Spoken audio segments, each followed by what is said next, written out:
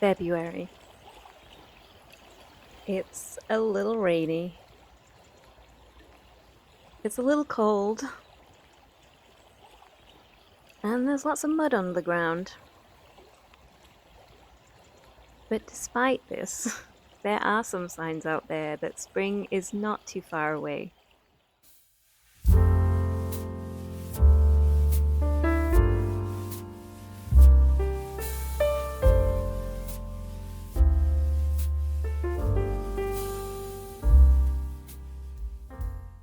More birds are starting to sing, and I heard my first song thrush of the year on this walk, and I also heard skylark, which is a lovely early sign of spring.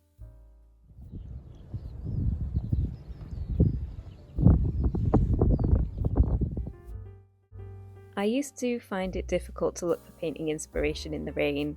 I like to paint things that have a little bit of light to them so you can see sunlight and shadows and kind of the dappled light effect through trees.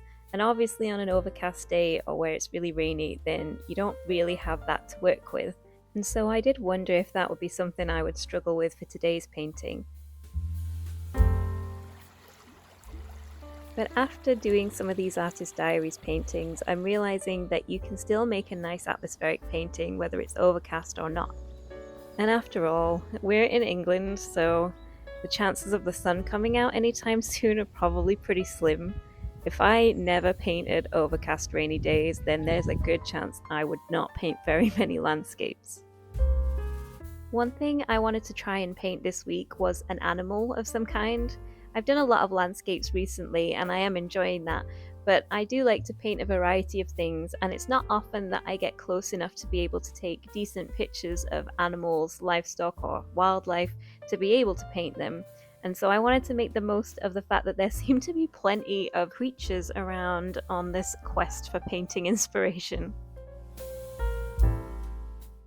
These donkeys were so lovely, but when they were in the distance in the field, they were a little bit too far away to see much detail, and as they got closer, there was a fence right in the way, so I couldn't get to see their lovely faces.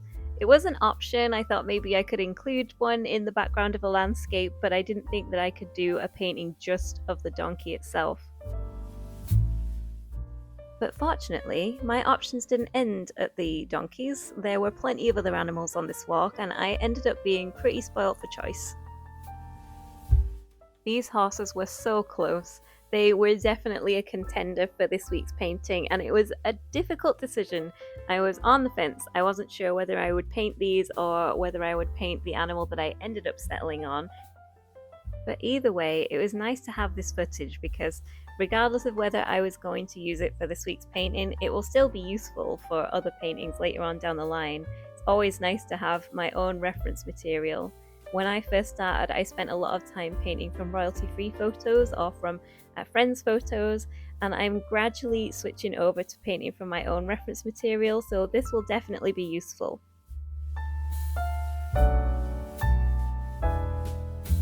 In the end, I decided to paint a Highland cow. And the reason is I really like them. I think they're lovely animals, and it's not often that you get the opportunity to see them out and about. So I wanted to make the most of it this time, and I found a lovely candidate for the painting who posed really nicely, and I decided that would be the painting of this week. The theme of the day with this painting was just keeping things really loose. It's something I've been doing a lot in this Artist Diaries series. They are studies rather than more detailed paintings. But with this one, I felt like I took it a step further. I knew I wanted the Highland cow to be the main focus of the painting, so the plan was always to keep the background pretty loose. Although I think I pushed it maybe a bit more than I normally would in other paintings, and by the time I got round to painting the cow, I'd got so used to that loose style that I just carried it on, and so the whole painting ended up having a slightly looser feel than normal. I alternate between painting detailed and painting in a loose style. I keep changing my mind on which is my favourite. At the moment, I like to paint realistically but with a slightly looser feel to it rather than adding in all of the detail. I discussed that a little bit more in my lazy realism video from a few weeks back. When I first started oil painting, I wanted to paint in a loose style. And I think that mostly came down to the fact that I wasn't sure I'd have the patience to be able to paint hyper-realistically. My goal was to create something that still looked realistic but also looked like a painting rather than a photograph. But I wasn't entirely sure how to achieve that, so I definitely struggled in those early stages of trying to paint in a slightly looser style. I think there are a few reasons why I found it so difficult to begin with, and most of those come down to the fact that I just didn't really know how to achieve the look I was going for. I had this impression that a loose painting was something that was done quickly and spontaneously, and you just threw your paint down and made something painterly and lovely. And I don't think that's always accurate. I think there's a lot of thought and deliberation that goes into a loose painting. There are lots of artists who very carefully consider every brushstroke they put down, even though the end result might look a little bit more spontaneous. I think I got a little bit lazy. I felt like I should just be able to intuitively paint in this way without really thinking so much about it.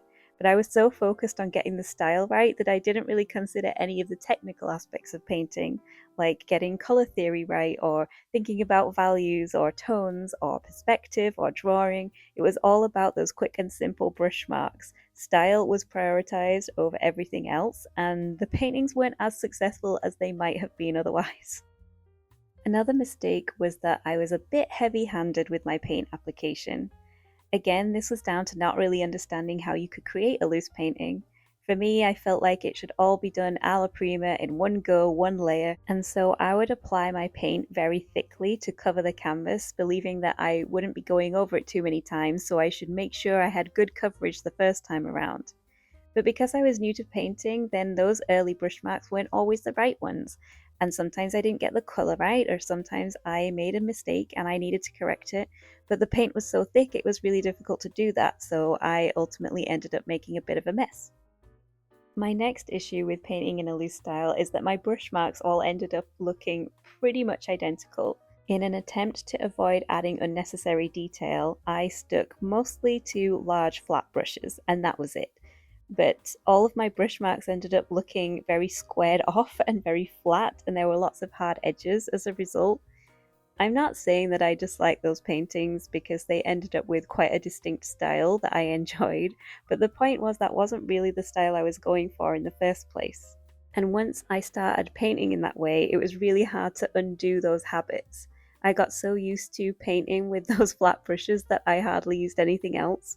And when I did try and add another layer of detail on top of that painting, it always looked out of place because the detail just didn't sit right against those very distinctive brush marks. In the end, I got a little bit frustrated with painting in that loose style, and I decided to revert back to painting with a bit more detail. For a while, I just concentrated on painting in a way that I wanted to, that felt natural to me, rather than trying to force a style that I didn't really understand properly.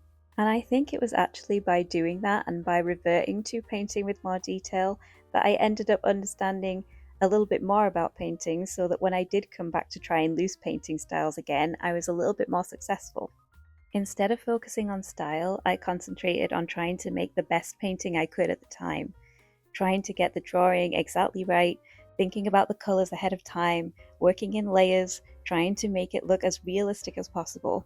By not having to worry about the brush marks and achieving a certain effect, I was able to focus on the technical side of painting, just improving my understanding of what makes a painting work, so that when I did come round to painting in a loose way again, I had a lot more knowledge than I did the first time around. Now my approach to loose paintings is a lot different, and hopefully at least some of those changes come across in these Artist Diaries videos. Now I try to put a little bit more thought into my painting before I start. I don't always have a huge amount of time to plan it out in great detail, but I do try to think things through rather than just throwing paint down and hoping for the best. I also try to keep my paint a lot thinner, and I'm not overly concerned about trying to do everything in one pass and one layer. I start out with a rough outline, usually in burnt sienna, and then I block in my painting with very, very thin bits of paint that kind of match the overall colour that I'm going for in each section. When I add paint over the top of that background layer, again I keep things pretty thin, and I very rarely add any thick bits of paint unless I am adding in some thick highlights at the end. It's a lot easier to make adjustments when the paint is pretty thin. You can go over it multiple times if you need to without it looking too overworked. and it's helpful. I still think that I can achieve a loose style without having to stick to those very first initial brush marks. Again, I thought I would mention that the biggest thing that helped me to achieve a better loose style was actually taking a break from loose painting and painting in a detailed way instead. Sometimes you need to take a break from things before you can see the problem clearly, and I think that was the case here. When I started doing more detailed paintings, I started working in layers, and in those initial layers, they kind of turned out like a loose painting by themselves anyway. I was blocking everything in very loosely so that I could add the detail over the top, but I wasn't obsessed with using the same large flat brush for everything because I knew I was going to be covering it up. It helped me to understand that there are other ways to achieve a painterly look without having to stick to the same brush marks, and that's definitely helped my approach to making loose paintings now. For this painting in particular, as I mentioned, I wanted to keep the background very simple. I wanted to go for kind of a cool overall feel to the light where the main source of warmth would be in the shadows and also in the Highland cow. I like the misty feel of the day and I really wanted to put that across in this painting.